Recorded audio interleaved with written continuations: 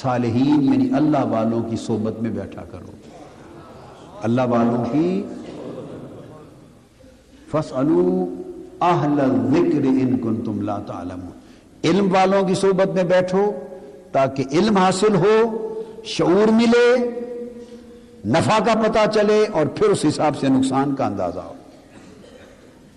اور صالحین کی صحبت میں بیٹھا کرو، مجالس صالحین میں، صحبت صالحین میں بیٹھا کرو، کیونکہ صالحین کی صحبت میں بیٹھنے سے اللہ کی رحمت کا نزول ہوتا ہے۔ اللہ والوں، اہل اللہ اور صالحین کی صحبت میں بیٹھنے سے مردہ دل زندہ ہوتے ہیں، مردہ دل زندہ ہوتے ہیں۔ صالحین کی صحبت میں بیٹھنے سے انوار نصیب ہوتے ہیں، صالحین کی صحبت میں بیٹھنے سے دل کی غفلت دور ہوتی ہے، صالحین کی صحبت میں بیٹھنے سے انسان کو بیداری نصیب ہوتی ہے، صالحین کی صحبت میں بیٹھنے سے پھر اللہ یاد آنے لگتا ہے۔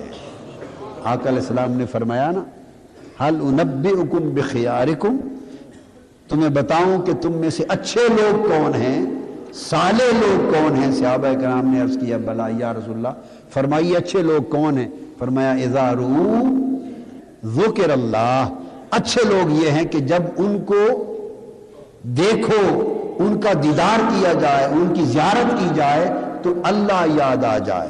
ان کی زیارت اور ان کی صحبت میں بیٹھنے سے اللہ یاد آ جاتا ہے، اللہ کا ذکر ہو جاتا ہے۔ ان کی صحبت اور ان کی مجلس اور ان کی زیارت اللہ کی یاد کا باعث اور ذریعہ بن جاتی ہے۔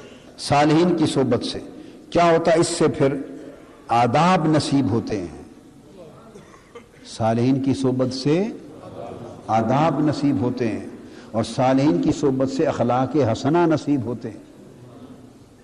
یہ حاصل کرنے چاہیے، اس نیت سے آنا چاہیے صالحین کی صحبت اور مجلس میں۔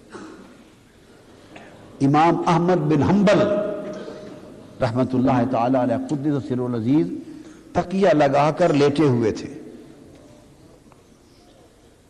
علالت تھی، تھکے تھے اور تکیہ لگا کر لیٹے تھے، اور ساتھ ان کے تلامذہ یا باقی جو معاصرین بزرگ بیٹھے بیان کر رہے تھے، کچھ سن رہے تھے، سماع کر رہے تھے۔ اس دوران اس دور کے یا پہلے دور کے کسی اللہ والے ولی اللہ صوفی کا کسی نے ذکر کر دیا مجلس میں، امام احمد بن حنبل کی مجلس میں تکیہ لگا کے لیٹے تھے، کسی نے نام لے دیا، ذکر کر دیا، بس نام آیا، علیم تھے، تکیہ چھوڑ کے اٹھ کے بیٹھ گئے، اٹھ کے بیٹھ گئے۔ کسی نے پوچھا حضرت کیا وجہ کیا بنی ہے؟ بس اب نام لیا۔ اس نے کہا کہ بے ادبی ہے کہ صالحین کا ذکر ہو اور آدمی تکیہ لگا کے بیٹھ کے سنے، اللہ والوں کا ذکر تکیہ لگا کے ٹیک لگا کے سنے، یہ بے ادبی ہے۔ فرمایا کیا مجال کہ یہ اہل اللہ ہے جس کا آپ نے نام لیا، ولی اللہ، اس کا ذکر جب آیا تو ادب کا تقاضا کہ اٹھ کے بیٹھ کے اس کا ذکر سنو، یعنی ذکر کا ادب کرتے تھے۔ اہل اللہ اور صالحین کے ذکر کا ادب کرتے تھے، پھر ان کی مجلس اور ان کی صحبت جو صحبت الصالحین، پھر ان کی صحبت جب صالحین کی صحبت میں بیٹھتے ہیں تو اس سے اللہ کا ذکر ہوتا ہے۔ حدیث قدسی ہے، الکنز الثمین میں پڑھیں گے، ذکرت بذکرہم وذکروا بذکری، اور دوسری روایت میں اذکر بذکرہم ویذکرون بذکری۔ فرمایا کہ جو صالحین لوگ ہیں اللہ والے، ان کی خوبی یہ ہے کہ اگر ان کا ذکر ہو تو اس سے میرا ذکر ہو جاتا ہے، ان کا ذکر ہو تو میری یاد آ جاتی ہے، اور میرا ذکر ہو تو ان کی یاد آ جاتی ہے۔ اگر ان کا ذکر ہو تو اللہ تو یاد آ جاتا ہے، ان کا ذکر ہو تو اذکروا بذکرہم، ان کا ذکر ہو تو میں یاد آ جاتا ہوں۔ اس لیے کہ جب کوئی ان کا ذکر کرتا ہے تو ان کا ذکر کس لیے؟ اس لیے کہ یہ اللہ والے ہیں۔ جب کوئی ان کا ذکر کرتا ہے تو لا محالہ ان کے ذکر میں اللہ یاد آ جاتا ہے کہ ان کا اللہ کے ساتھ تعلق کیسا تھا۔ اور یہ کیسے ہوتا ہے کہ فرمایا یہ کیسے ممکن ہے کہ اذکروا اذا یذکرون اذکر، کہ اگر ان کا ذکر کیا جائے تو میں یاد آ جاتا ہوں، یہ کیسے ہوتا ہے؟ ان کا ذکر کیا جائے تو میں یاد آ جاتا ہوں، یہ اس طرح ہوتا ہے کہ جب اللہ والوں کا ذکر ہوتا ہے، اللہ والوں کا ذکر ہوتا ہے تو ان کا تذکرہ سن کر تو دھیان چلا جاتا ہے کہ یہ ان کے جو یہ حال تھے تو جس کے عشق میں یہ مست تھے اس کا حال کیا ہوگا۔ تو اللہ والوں کا ذکر خود بخود ہمارے دھیان کا رخ اللہ کی طرف موڑ دیتا ہے۔ کیوں؟ ہوئے جو اللہ والے، اہل اللہ تو ہوئے، اللہ والے ہیں تو اللہ کی طرف دھیان موڑ دیتے ہیں، تو ان کی مجلس اللہ کی طرف دھیان پیدا کر دیتی ہے، اور اللہ کی طرف دھیان پیدا ہونا دلوں کی غفلت کو دور کرتا ہے، دلوں کی غفلت کو دور کرتا ہے۔ اس لیے فرمایا وَاصْبِرْ نَفْسَكَ مَعَ الَّذِينَ يَدْعُونَ رَبَّهُمْ بِالْغَدَاةِ وَالْعِشِيِّ يُرِيدُونَ وَجْهَهُ، اے بندے اپنی جان کو جما کے رکھ اور خوب جم کے بیٹھا کر، خوب جم کر بیٹھا کر، کن کی مجلس میں؟ جو صبح و شام اس کی یاد کرتے اور اس کے مکھڑے کے طلبگار رہتے ہیں۔